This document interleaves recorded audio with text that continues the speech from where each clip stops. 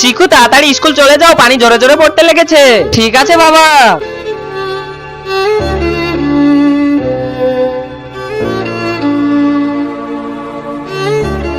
আরে পানিতে তো ঘরটা পুরো খারাপ হয়ে গেছে, এখন বিটি যদি আসে তাহলে কোথায় থাকবে? দেখি চিকু আসার আগে ঘরটা ঠিক করে ফেলি।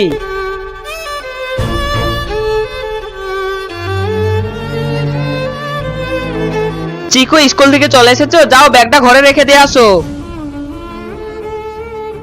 বাবা সব লাকুড়ি বৃষ্টিতে ভিজে গিয়েছে, এবার রান্না কিভাবে করবে? কি করবো বেটা, যতক্ষণ পানি পড়ছে ততক্ষণ খালি পেটেই থাকতে হবে।